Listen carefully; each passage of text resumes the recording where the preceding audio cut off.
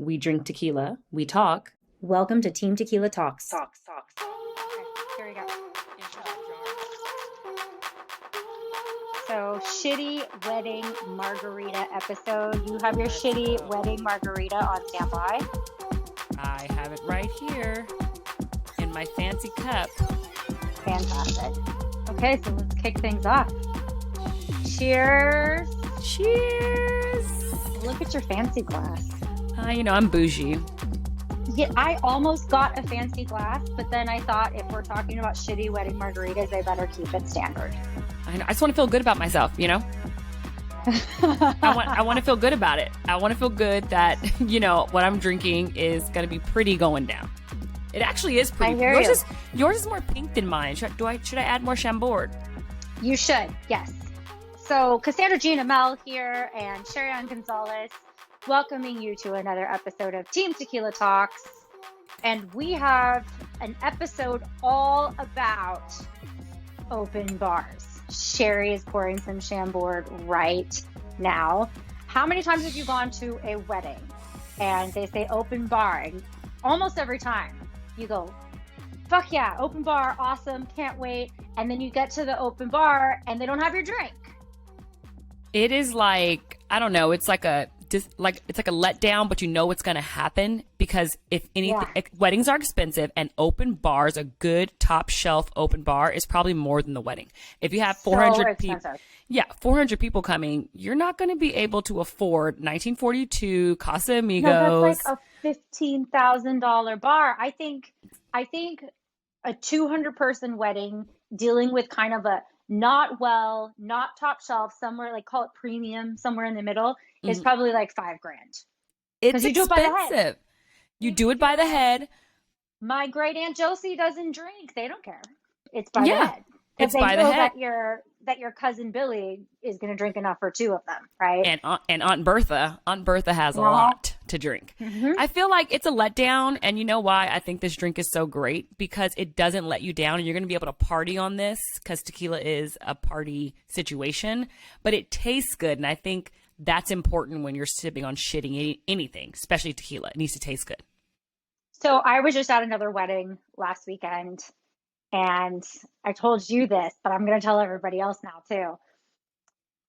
I go to this wedding and they actually have a very nice bar. They have Don Julio, they have Casamigos, and I was pretty impressed.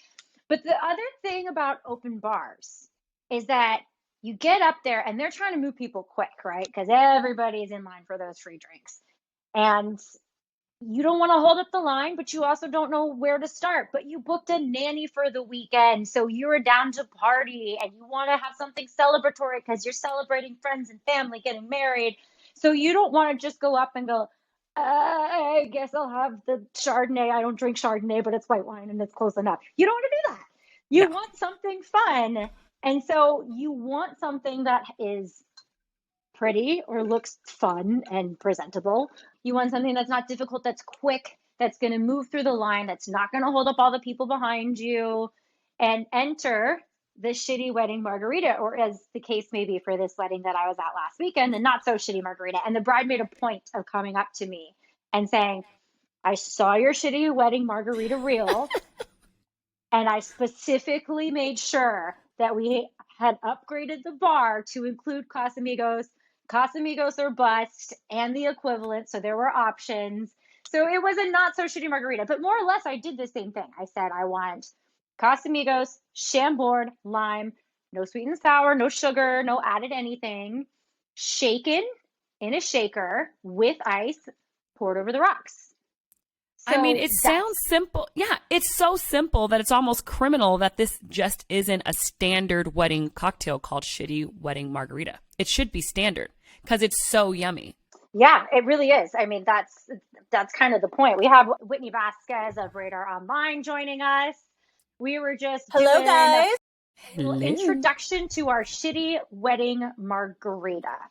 Do you have a story, Whitney, about an open bar I say wedding, but it could be anything. It could be like I guess you wouldn't do it at a bar mitzvah because you're under drinking age. But I'm just thinking like any celebratory, maybe someone else is. There's probably an open bar for the adults, right?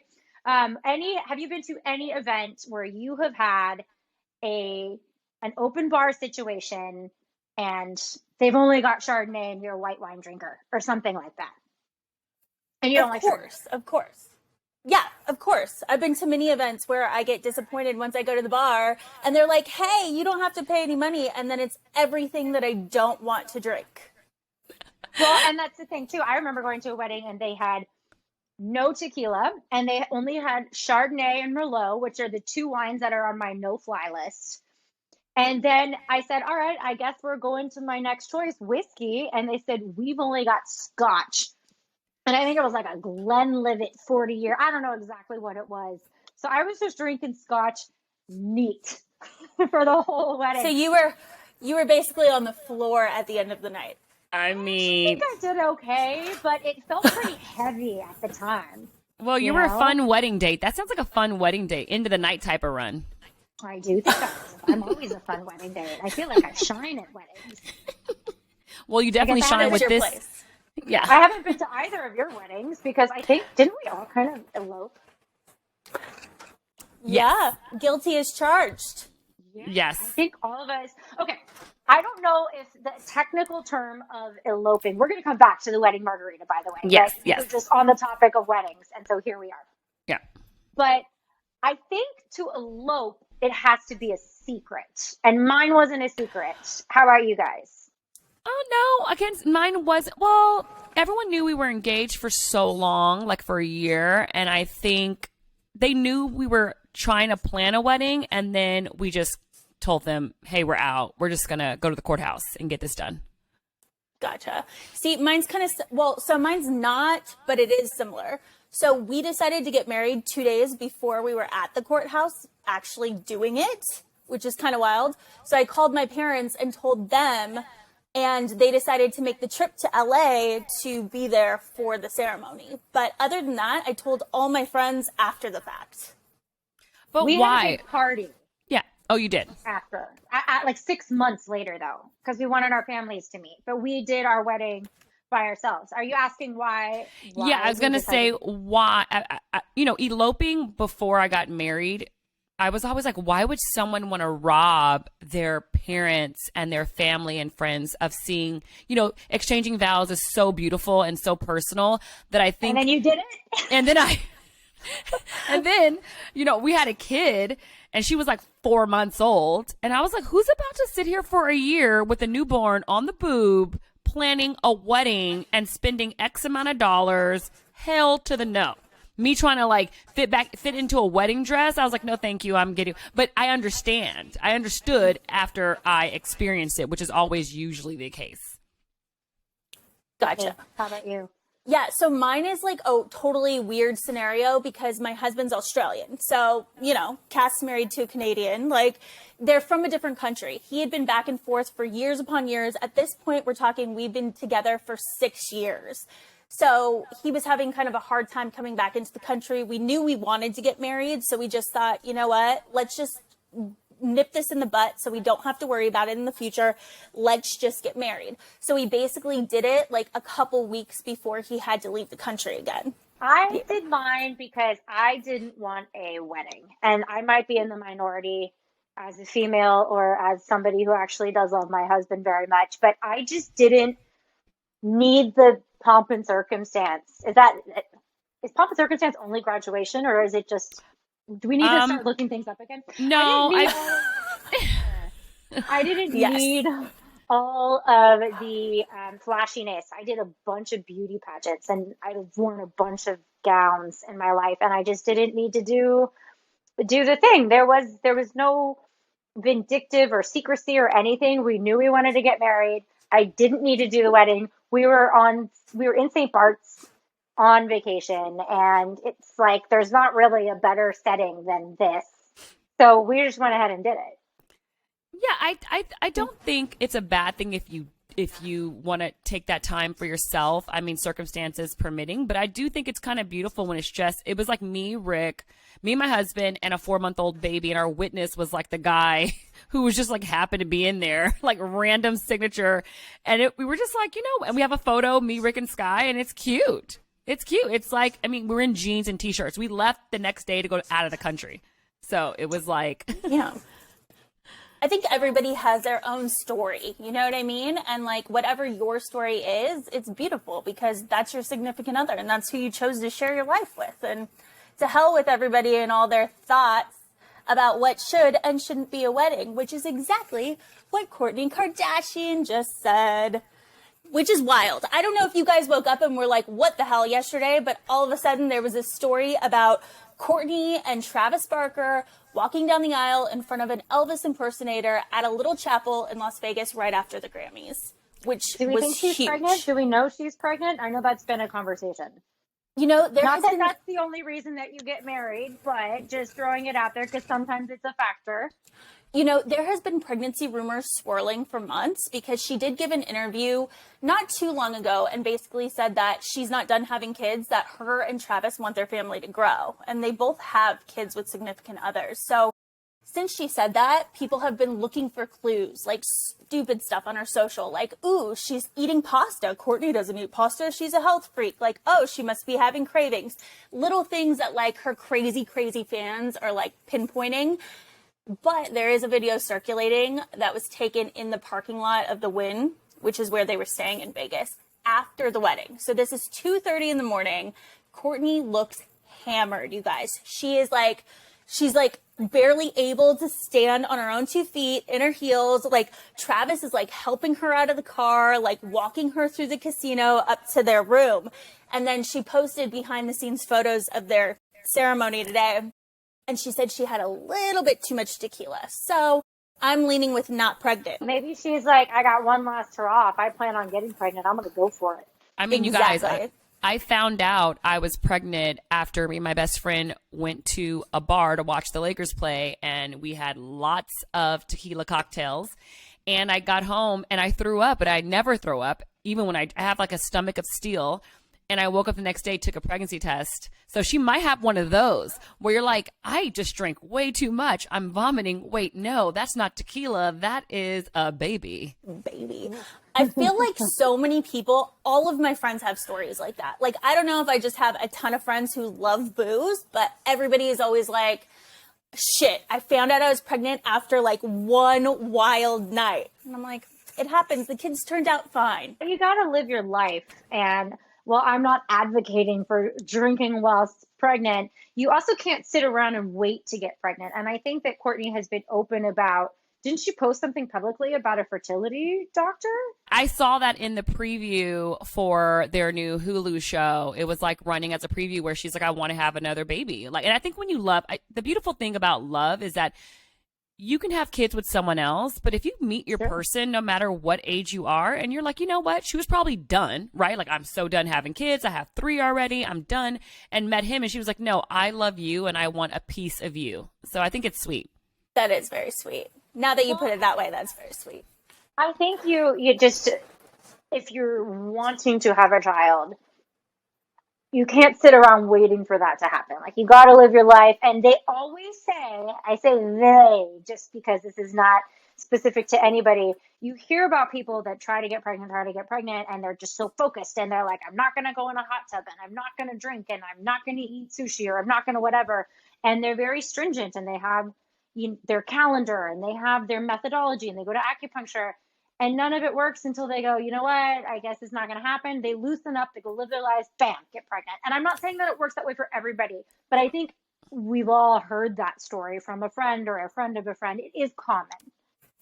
Yeah, I think anytime you're loosened, this goes with anything in life, anytime you're like more loosened up and just kind of going to let life give you what it gives you, good things always happen. I think that's for anything. If you squeeze anything too tight, forget about it. You strangle it. And I think sex is, yeah, and sex is enjoyable. And when you put that stress on sex and pressure, your body actually goes into, I think, fight or flight mode. It's just like, you're not looking at sex the same way. And when you get super stressed, whether it is mentally, physically, emotionally, some women, it messes up their period. That's because it messes up your cycle. It messes up your hormones. So it's hard when you're that stressed and putting that much pressure on yourself to have everything run smoothly. And it's understandable. It happens. Yeah, so we're going to say that Kourtney probably got pregnant that night since she was so loose and open and had a little bit too much to drink. I'm going to put money. Vegas odds. Vegas bets. Let's go with it. Let's go with it. I like that.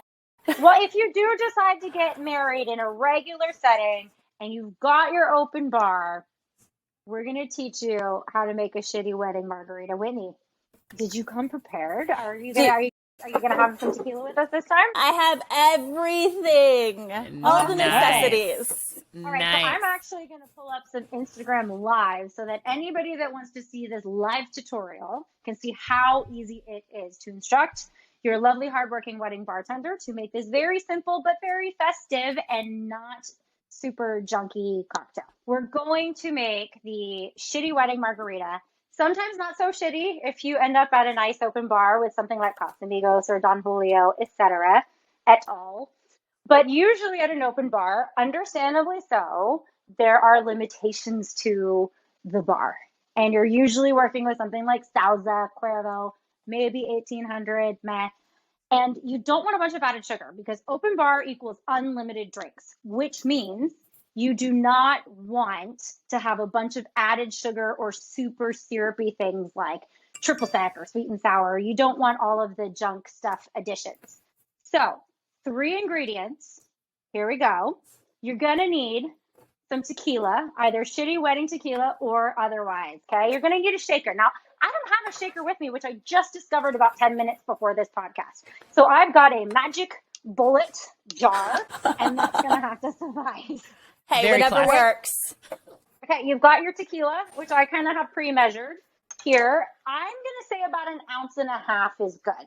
Now, if you really want to go for it, you can. But remember, you're at a wedding or you're at an open bar, you're going to need to pace yourself, right? So, got some ice. You're going to want to shake this over ice. You do want to shake it, not stir it, because there's something about the mixing and the frothing and the ice being shaken with it that ends up making it that much better. You're just going to have to trust me if you haven't done it before. So, do we have our shakers? Do we have our ice? Do we have our tequila? Great. So you're going to measure about 1.5 ounces, either with one of these guys or your bartender will usually eye it. Okay. We're going to pour that into the shaker. And I'm breaking this down so you can see it, so you know how it works. But ultimately, you can rattle this off to any bartender, and they're going to know what to do. Next up, Chambord. This lovely French liqueur is a favorite at wedding bars.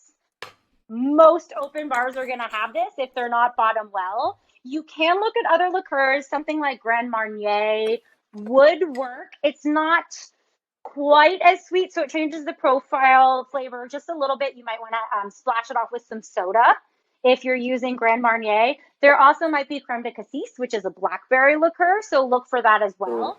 But this is a pretty solid option that is at most open bars. So we're going to add about 1 ounce of that. And this is our only sweetener, and it is a liqueur, so it is a fermented sugar. So it's not going to really have exactly the same effect as just a straight agave or simple syrup. Okay, there we go. Lastly, lime juice. I love using fresh limes, and if you ask your bartender nicely, they will squeeze a couple in there, and you can even ask for extra limes on the side if you would like. And you can squeeze them in yourself even after it's shaken. I have my freshly squeezed lime juice here from this lime. Now, not every bartender is going to have the patience for that, especially at the end of the night. So you might find something like this at the bar, which is a no sugar added lime juice. This will get the job done, and you just say thank you and move on and let the people behind you get a drink. They're going to shake this up. You can't do that at the wedding. No. Who invited that? No. So we're gonna it's a wedding. While you're shaking this, make sure you've got a glass with ice. Bonus points for a lime garnish, but up to you. Sherry's on it. Okay. And Got it. You're just going to strain this / pour this in your cup. And I didn't say how much, but I'd say about 1 ounce of lime juice. It kind of depends on how tart you want it. But my general guidelines would be 1.5 ounces of tequila, 1 ounce of Chambord, 1 ounce of lime juice, shaken over the rocks. And this is what you end up with. If this is too potent, ask your bartender to add some soda, and all it's going to do is give it a little bit of sparkle and sparkling bubbles. It'll be kind of nice. Boom, there you go. You've now got your wedding margarita. Make friends with your bartender, tip them, and if you get them to nail it the first time, you can keep going back to them and you can say, I want my drink. They'll remember you. And then just watch the wedding room fill with pink drinks. Let's try it. You sound like you've guys. done this before. Yummy. I've done this before. That's correct. That is our shitty wedding margarita. For those of you Fantastic. on Instagram, we're going to save this in case you want to come back to it. I will say, ladies, this is my first official shitty wedding margarita, and it is damn delicious. This is fucking great. Isn't it great? And can I say, guys, I mean, we say shitty wedding. This is shitty airplane. You got a piss poor 100%. seatmate. And I'm sure bring your little Chambord bottles from the airport, you know, bring them in. $1 at Venmo, for sure. Yeah. Yes. And this is shitty baby shower situation also. I mean, look, I love a baby shower. A pink drink, and I feel like they're not going to have Chambord. It's going to end up like blue Caraco if it's Right. blue. It's Right. a fundamental thing for me. Right. But this drink doesn't discriminate. I feel like it's shitty every party, shitty everywhere. If anywhere you're at is shitty, just pop it open. Can apply to most situations. It can, Yes. and like I said, creme de cassis works well. Grand Marnier or Patron Citronage is also a citrusy. That is an orange liqueur. I find that with the orange liqueurs, you do need the club soda because there's something about the flavor profile, especially depending on the tequila. You don't want to shake the club soda. It'll explode for those of you that haven't tried it. But you can shake the other stuff and then you top it off with soda. And it's just as quick. It's not going to annoy your bartender. And that's a big thing. You don't want to piss off your bartender when you're looking for a specific drink at a wedding. Right. And he's already pissed because he's pouring pissy ass, like, you know, shitty shit all night. Yeah. And sometimes there's tip jars. Sometimes there's not. If it's a fixed rate, you never know. Can we also get into what is the best thing that you have done at an open bar? Because I've done kind of like a poor man's white wine spritzer before. If there's a wine that's too sweet for me, like maybe a Riesling or even a certain types of white blends, etc., I will have some lime, and if they have berries, I'll just have them toss them in and top it off with soda. And that makes it a bit more drinkable to me, so it doesn't feel like you're drinking a super sugary wine. Do you guys have any open bar tricks? I do. So they usually have mint at open bars, and I always do this like mint if they have a crappy white. Well, no, just like actual mint. And if they have any like a Chardonnay, it works really well with a Chardonnay. I have them muddle the mint in the Chardonnay, and I top it off with some sparkling tonic, soda, whatever they have, and it's actually like a mojito-y, winey vibe. I've done that. It's actually very good. I think like the easiest, quickest like fix is just to add soda water to any drink, basically. Like you could add it to, well, I mean, not champagne. I haven't tried that, to be honest. But I mean, Explosion. most wines, you could make it like a, you know, like a little like bubbly. You could do that with most liquors. Even like what you said, the fruit, like putting the fruit on top. Once it like ferments. Is that a good word? Ferments into the liquor. I mean, it gives it like a little bit of a sweet taste. So I think that those two things are the quickest, most easy way to make a fix without pissing off the bartender because you want him to be your best friend all night long. Yes. The other one that I do at daytime events sometimes is I'll get some Prosecco or some champagne, and I just ask for extra oranges, and I squeeze my own orange, and it has the mimosa effect. Now, I don't know that I love that at night. Maybe that's conditioning. I don't know. But I like to put in just 2 or 3 squeezes of fresh orange into the champagne. That way you're not overloading on sugar, because when you're usually going to these open bars or on airplanes, etc., they're giving you the boxed concentrate, dyed, added sugar, orange juice. At that point, it's like Franken orange juice. It's not even actually orange juice. It's just orange stuff in it. It's like orange syrup, orange watery syrup stuff. It's not even really orange juice. Whereas if you take an orange and you squeeze it into your beverage, that is orange juice. Yes. And it's better. And honestly, I'm more of a spirit forward girl. I'm more of a liquor forward girl. I like to taste what I'm actually drinking. I don't like to taste juice. So if I'm drinking tequila, I want it to taste like tequila. If I'm drinking wine, I need to taste that. So I always just like say, limit. If you like to drink the liquor, drink the wine. Don't just drink sugar. Yeah. When you do add all of those processed fruits with, from the carton and stuff like that, like you can get hammered drunker too, because you can get hammered faster because hammered drunker. I mean, I've only had 2 or 3 sips, but I love it. You should trademark that phrase, hammered drunker. But you can, like, that happens so fast. Like stuff, when you drink like liquor with juice, it just sneaks up on you. You know what I mean? And then before you know it, you're on the floor. And usually we talk a ton about nutrition here at Team Tequila Talks. Usually the effects you're feeling the next day, a lot of times your body is reacting to the stuff that goes with the alcohol.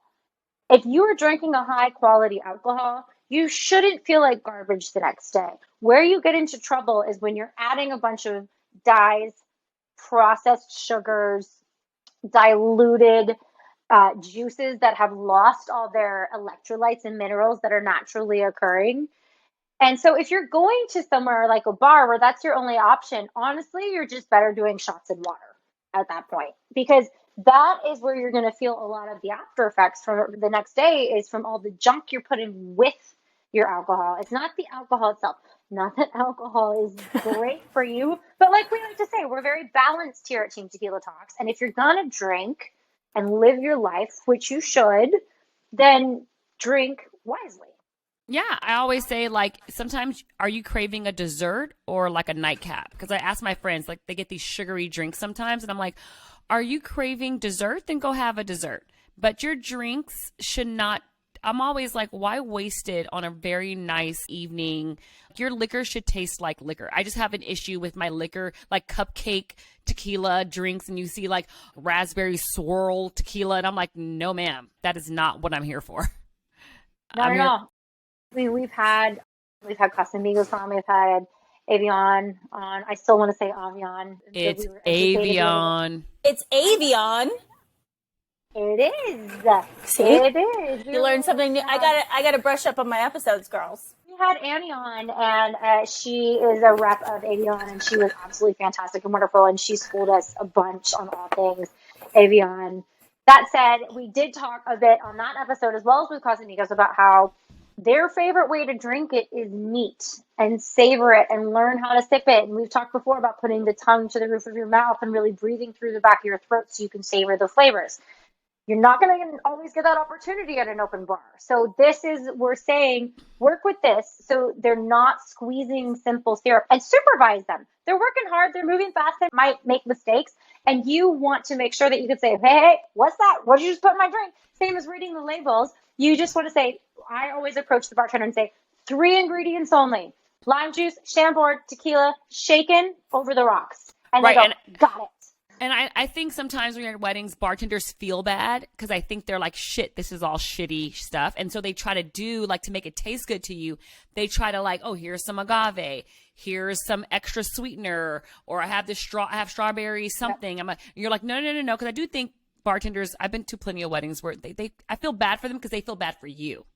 You know, where they're just like, I'm like, went to craft school. Right. Yeah, exactly. Well, one thing that happens when you drink too much at open bars is you gotta pee. Apparently, that's not specific to open bars or weddings. It certainly happens to the best of us, including celebrities. It happened to Doja Cat. I know. Did anybody see the Grammy-winning speech by Doja Cat?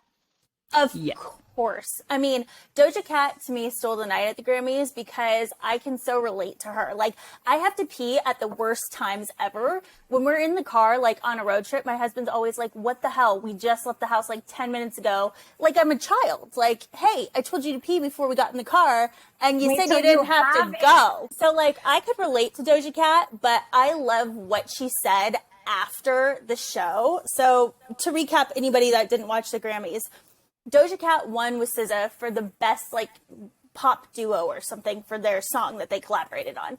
Well, she couldn't hold. Which song is it? Can you sing it? I think it's Kiss Me. Da-na. Is it da-na-na-na-na-na? Na-na-na-na-na? That one. Yeah. That one. Yeah, I'm not the singer. We all know out of the trio, I am not the singer. But so there's footage of her as they're like saying both of the ladies' names. SZA comes up and she's walking slow because she's on crutches because she's hurt. And everybody's like, where's Doja? Where's Doja? And she comes busting through the crowd. She's like running at this point. And she like, she like jumps on the stage. And I mean, she is a very, like, anybody who's fans of her, like, she is a very enthusiastic, like, she has a ton of energy anyway. So like, not necessarily like knowing what was going on, she actually announced to everybody that she was actually in the middle of her biggest pee ever when she was told that she won her first Grammy, right? So she does a whole like speech and she's amazing. She's like trying to fix her dress because, you know, you wear like most celebrities wear like the, you know, Spanx and stuff. So she's like trying to like maneuver around her dress, which has a super high slit. She was hilarious. Her hands in front of it like the Adam and Eve leaf almost. And at first I thought it was a joke. I thought that she was covering up her bits as a like, yes, I just went to the bathroom. But then you look at her and you realize that she legitimately was like, oh shit, my stuff might be out. Because she goes from covering it to almost getting slightly insecure and keeping her hands there. Like my vag might be out on national television. I mean, despite what you think of like female rappers, she doesn't want her vag to be out. But I want to make this point, Whitney, because I feel like this is what's being overlooked the most. She retired, on Twitter 5 days before she won that Grammy. She's going on tour with The Weeknd, and she announced on Twitter, I am done. I'm retiring. I mean, the music industry is hard, and she's very successful. And she's like, I quit. This is ridiculous. I miss my family, my friends. And then she wins this Grammy, which is why she kind of got really emotional, I think, towards the end. Everyone was like, what's going on with her? I'm like, she's retired, but now she just won a Grammy, which pretty much means that's kind of like some real, like, what's the word I'm looking for? Like reinforcement of your career. I feel like hip hop artists, especially, not just hip hop artists, all musicians, because it is a very taxing industry, but specifically hip hop artists or rap artists tend to retire and then unretire. Yeah.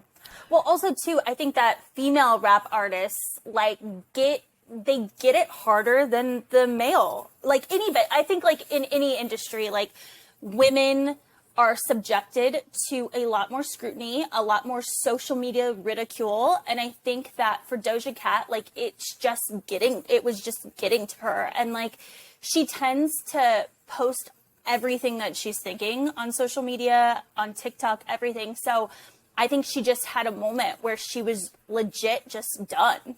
And in her mind, she was probably over it. And then, like you said, like winning a Grammy just reinforces that this is the path you're supposed to be on.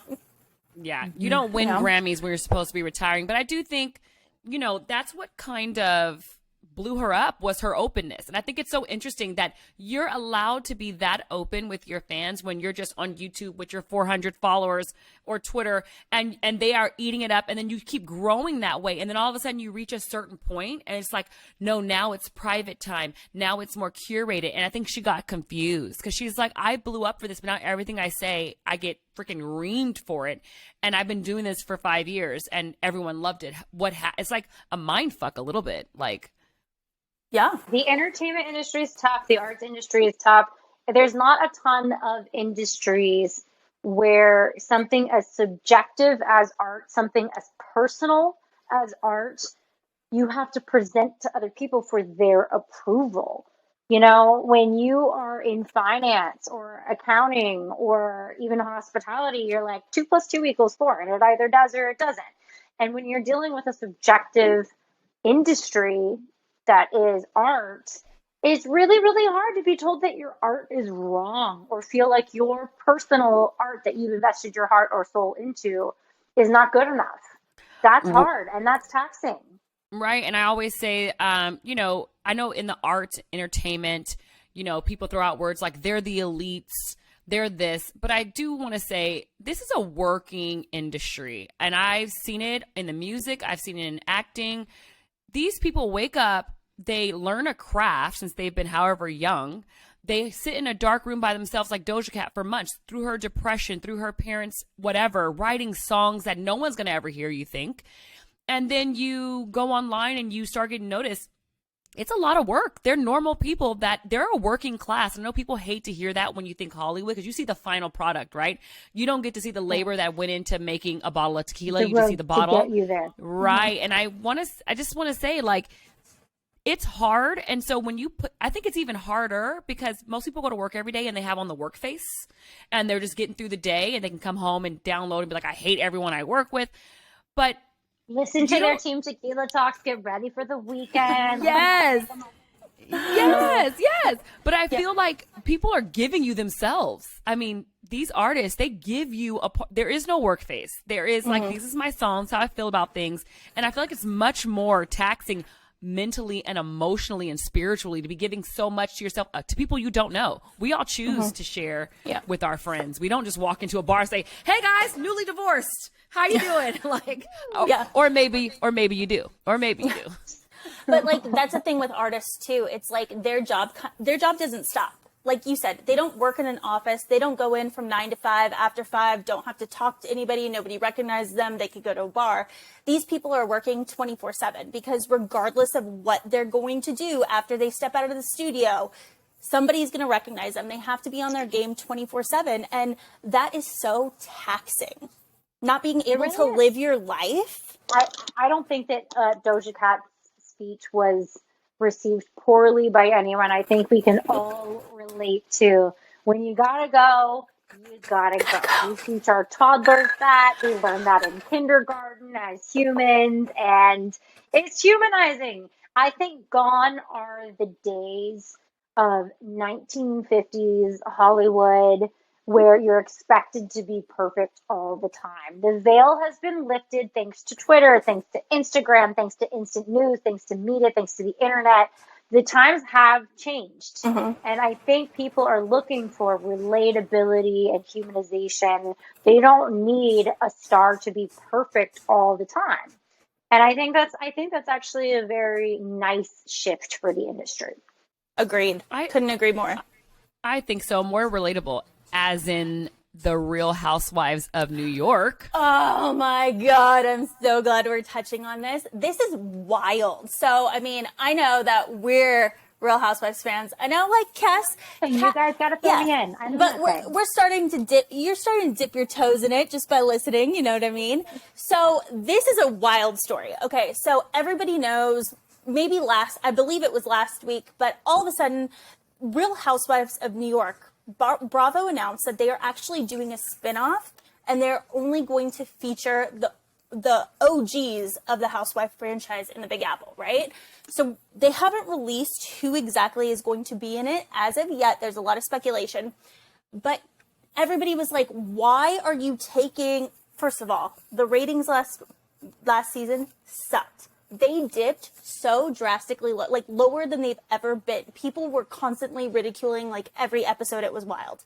There was a couple new people like Ebony. She was the first Black housewife on the New York Housewife franchise. And there was a lot of like racial undertones that were taken with all of these white ladies. It definitely showed a difference in culture. And it caused a lot of issues on social media. Viewers were just not interested in the season. So nobody knew what was going to happen to season 14, which is the upcoming episode. They announced that there's going to be a spinoff. So instead of the OGs, like Ramona, Luann, all of those ladies coming back to New York Housewives, they were going to potentially star in kind of like a legacy spinoff, right? So everybody's like, what the hell? Why are we doing this? Ebony comes on a podcast and just freaking rips the veil off all of like the behind the scenes secrets. She basically says that she believes why they are doing the spinoff is because none of the New York originals would actually meet her halfway to discuss how next season should go. They basically did not want her in the next season, which is mind-blowing to me. She said the only one, for people that follow Housewives, she said the only person that was willing to sit down and discuss her future on the Housewives was Sonia.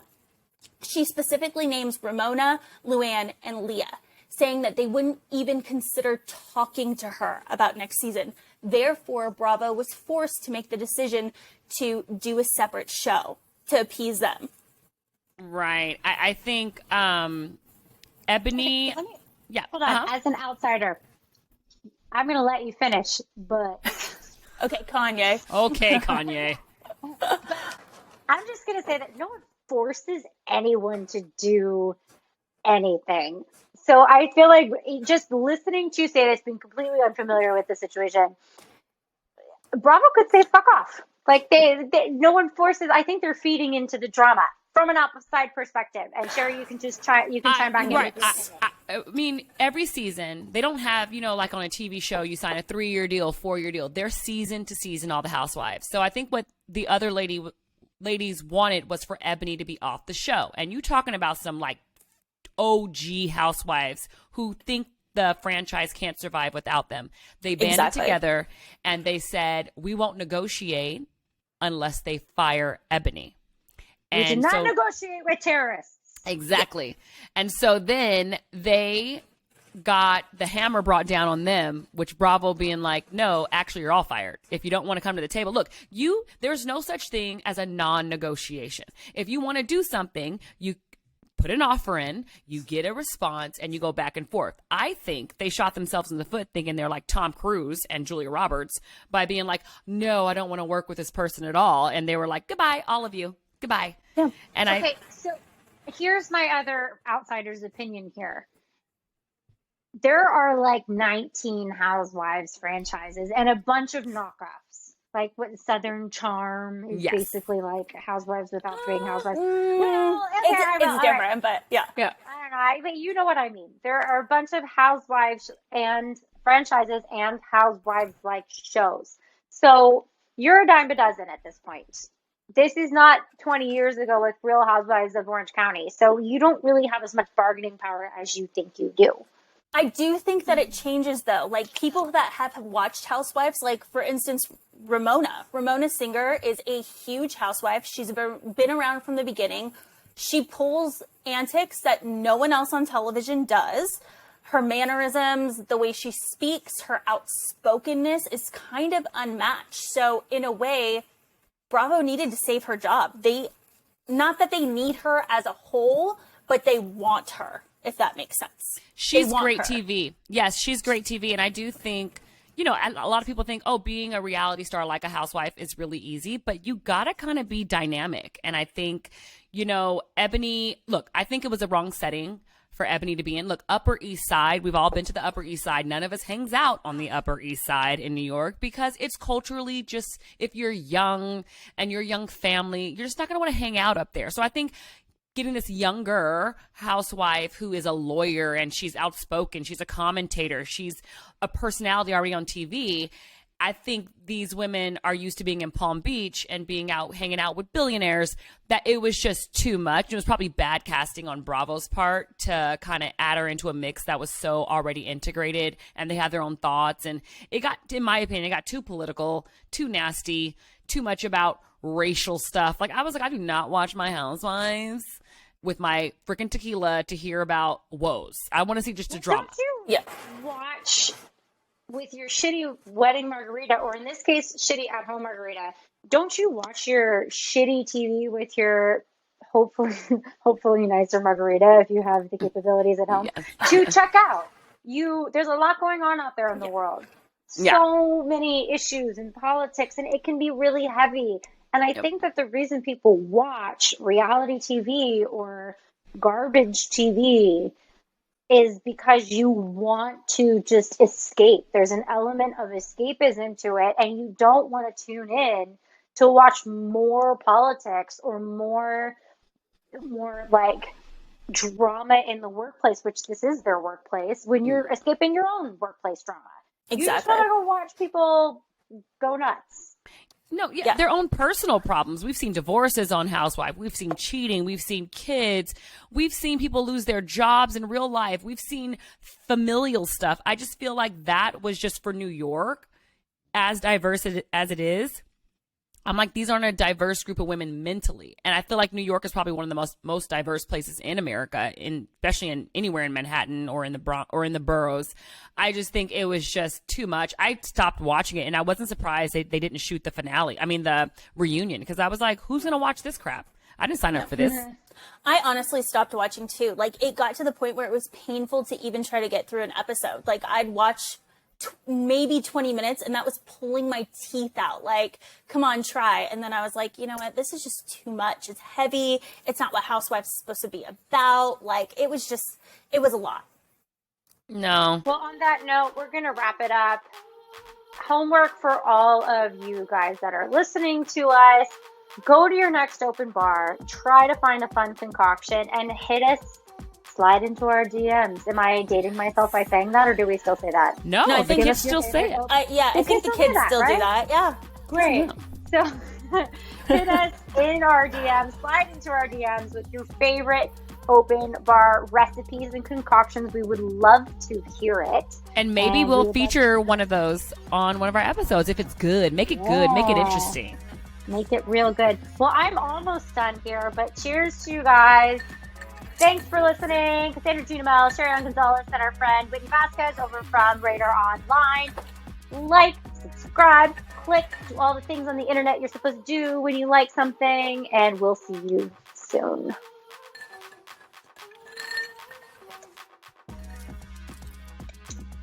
So painless. I love it.